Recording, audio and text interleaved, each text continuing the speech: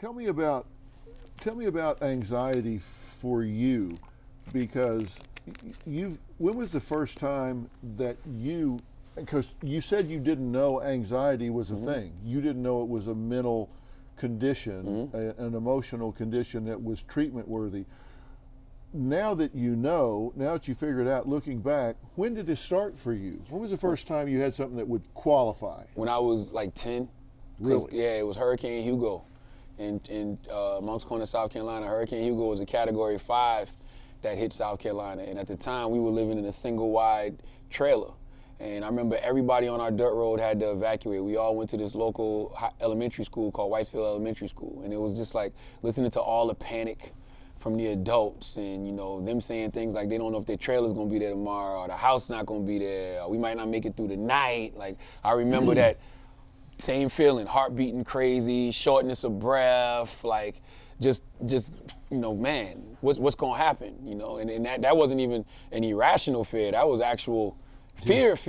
Yeah. So that's the first time I remember having it. But I mean, I've had it so much throughout my life, man, and it's so weird because I think about times where I used to hide in the woods or hide in the cornfield away from people just because I didn't want to see certain individuals because I was having such bad panic attacks, or sometimes like I would be having a panic attack and want to be left alone and know that like one of my neighbors might come walking down the road, I might see them from a distance and dart off in the cornfield just to like get away from them. So I've been having panic attacks my whole life, just not knowing what they were. Do you know what triggers it? Have you learned what triggers are? It's weird, man, because I'm like, I don't know what the word for this is, but it's sort of like being a mental hypochondriac. I'm a hypochondriac, period. Really? But I'm a mental hypochondriac as well, because I'm the type of person to see something on the news, like some rare disease, and think that I'm gonna get it. I remember it's a rapper named Pimp C. He died December 4th of like 2007, and they just found him dead in a hotel room, and nobody knew what he had died for originally. So, and some people were saying it was a heart attack. So I remember that whole day convincing myself that I was gonna die of a heart attack that day. Like I could not shake that out of my head. So much so that I went to the emergency room that night. Got to the emergency room, doctor tells me what he always tells me, like there's nothing wrong with your heart is fine. Did you have a panic attack? I'm like, a panic attack? I don't have no panic attack. Do you have anxiety? No, I don't have anxiety.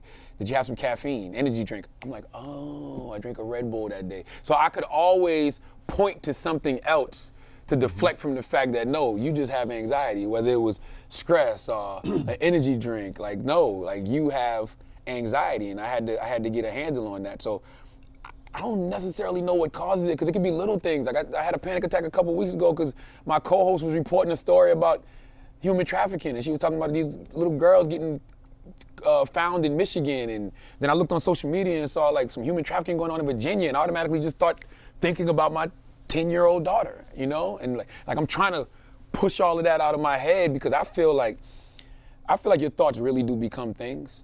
And like I said, the only reason I'm here right now is because I believed I could be here. So the things I want to happen in my life, I constantly think about.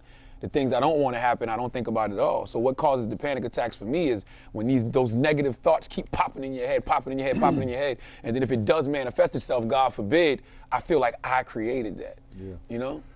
Well, the first book I wrote was called Life Strategies, and I wrote about the 10 laws of life, and one of them is what I fear I create. And if you think about it, what I fear I create. It's like if you focus on it so much, I mean, it's like with athletes, if they fear they're going to hurt their knee because they've come back too soon, they'll run funny, they'll favor it, they'll create the very thing they're afraid of. Yeah.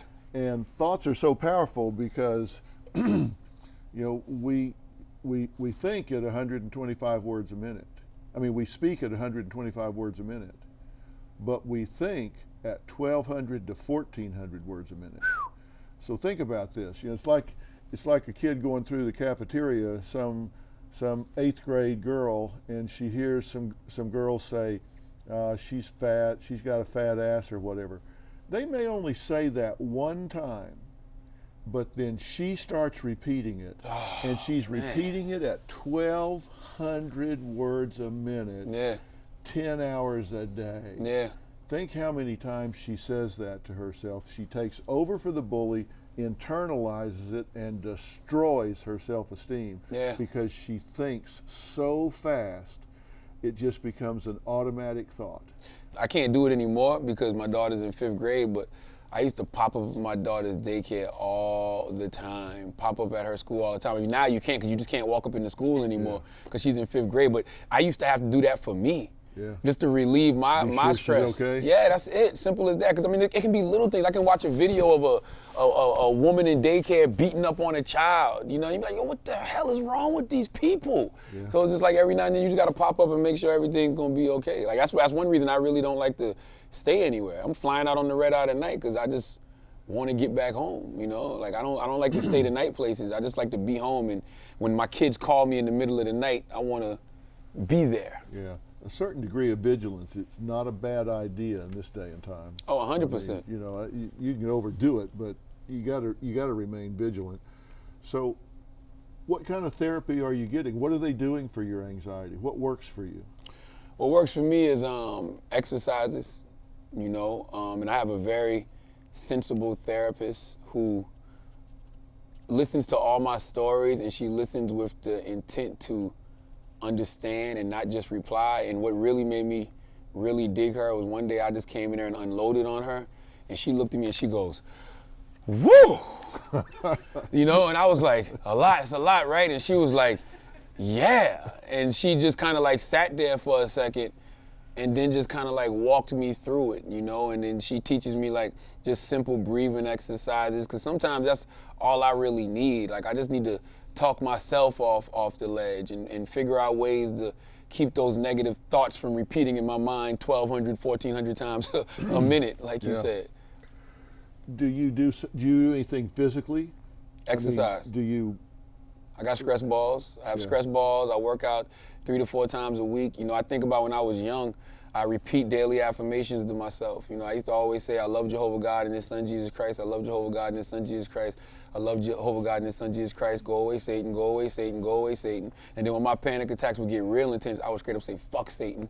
Fuck Satan. Fuck Satan. Because my mentality was, in the Bible, they told Job, curse God and die. So I said, if I curse Satan, I'll be blessed.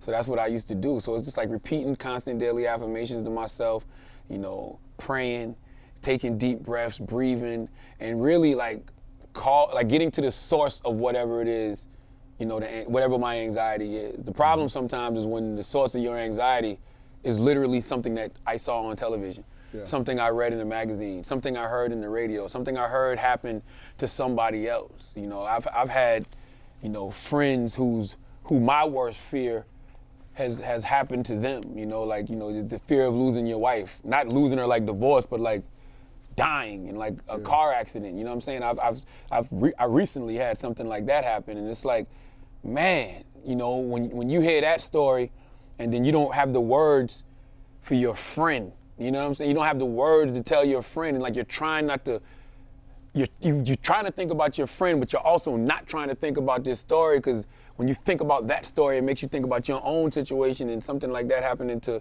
your wife. So that's like the tricky part of like just of how to deal with that kind of stuff, man. And that's something I'm trying to navigate now. When you say you're a hypochondriac, do you read about something or see something on TV? Is that what triggers that? Oh, 100%. I thought I was gonna get Ebola. You know what I'm saying? I thought I was gonna get SARS. You know, all that, any of that. All of that stuff. I thought that people, remember when they were sending the bombs, the pipe bombs, and they just were sending pipe bombs just now, but when they were sending the bombs in Austin, Texas to random people, like I'm the type of person that'll, like literally last week when they were sending the pipe bombs, I pulled up to my house and I just saw all these boxes on the porch. I'm circling the boxes, you know, trying to see what the labels are. And then I'm like, oh, that's just Zara.